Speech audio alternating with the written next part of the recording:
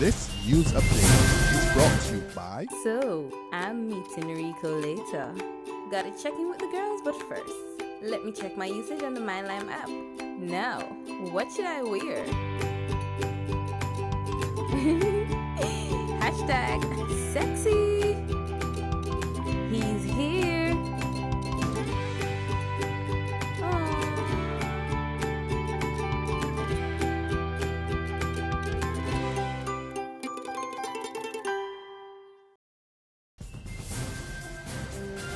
It's Thursday, June 25th, and time for the Barbados Today afternoon update. So glad you can join us. I'm Fernella Wedderburn. Our top story. She's been missing in action for the past 3.5 weeks, but for a legitimate reason.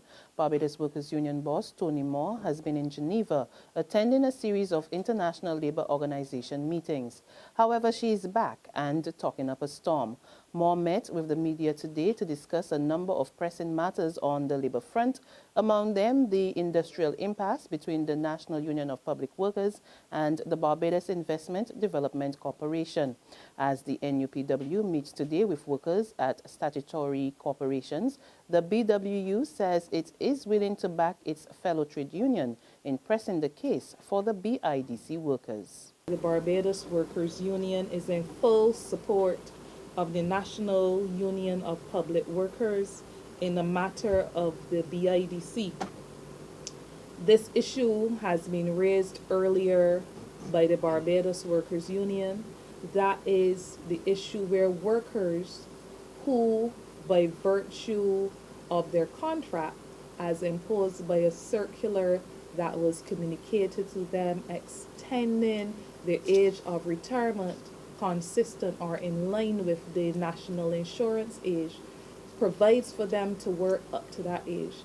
The Barbados Workers Union, like the NUPW, is satisfied that where the government acts in a manner that forces people out involuntarily before their time, that is a situation that must be abhorred.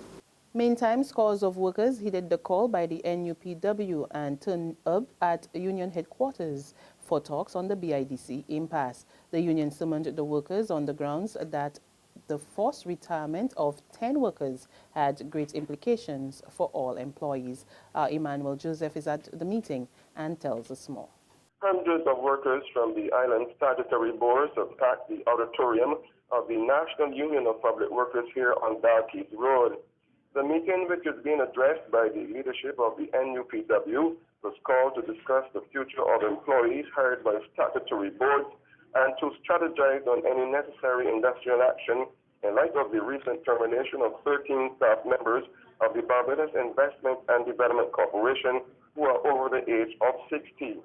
The union contends that the BIDC decision constituted a premature retirement and that it could have implications for all statutory boards. At the time of filing this report, around 11:20 a.m., the meeting was still in progress, but reporters were excluded because the union official said they wanted those members speaking from the floor to freely express themselves. So we await the outcome of that meeting here at the NUPW headquarters on Dalkeith Road. Emmanuel Joseph for Barbados Today. Don't silence your children. That's the plea from domestic sex trafficking victim and advocate Mark Taylor, who warns parents they can stop a life of abuse and pain if they listen to their charges. Taylor, who was victimized when he was 11 years old, says sexual exploitation is real and parents should take the matter seriously once a child complains. Parents, it's important to listen to your children. Please take what they're saying to you and take it for granted. Listen to them and get an understanding. Parents, give it back to them. Have them repeat it to make sure you understand what they're saying. Build that relationship, build that rapport, so when that child comes to you, you understand what they're saying. Love on them, care for them, and help them along the way. Taylor, who is a teacher in the United States, was speaking to secondary school boys attending a national youth session yesterday. A Suriname national pleads guilty to drug charges and will spend the next 18 months behind bars for the crime. 24-year-old Guillermo Gilberto Renog was charged with possession with intent to supply, trafficking and importation of 1 kilo of cocaine. He passed out 86 packages of the drug at the hospital after he was arrested at the airport on arrival from Trinidad on June 20th.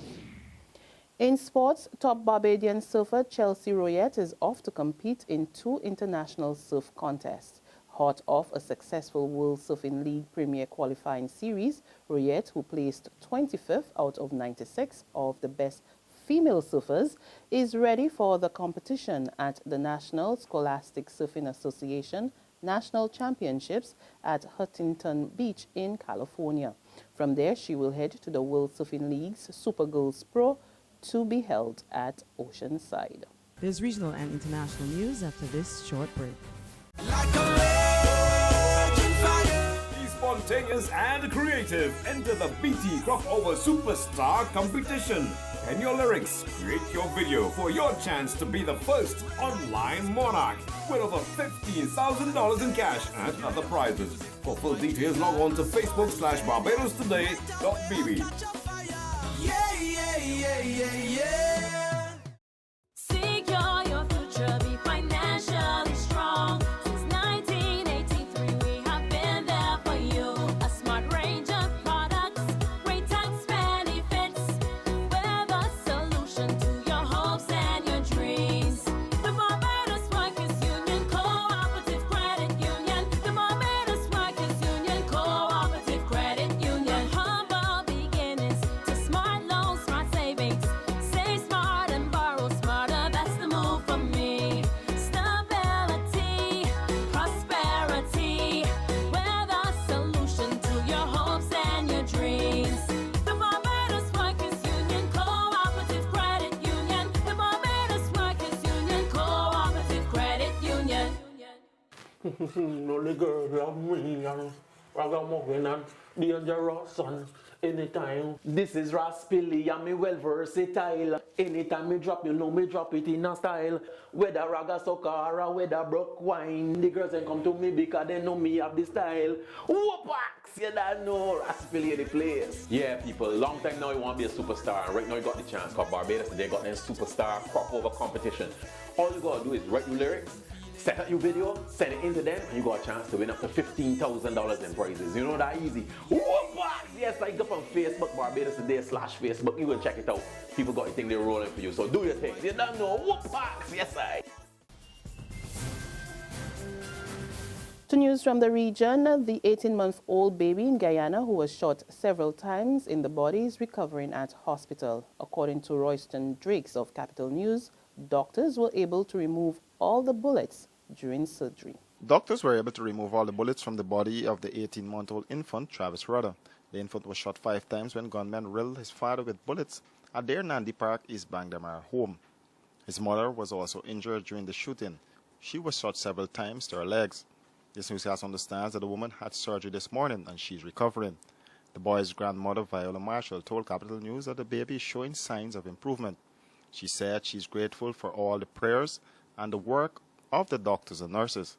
The family lived in this flat house, and reports are the gunmen fired through the bedroom window. The police recovered several 9mm spent shells from the scene. And on the international scene, a major victory for the Obama administration as the Supreme Court today upheld a key portion of the president's health care law. In a 6-3 decision, the court ruled that the law made the subsidies available for people in all 50 states and not just those who bought insurance through a state exchange. The High Court case was the second major challenge to the health care law, often known as Obamacare, since it was passed.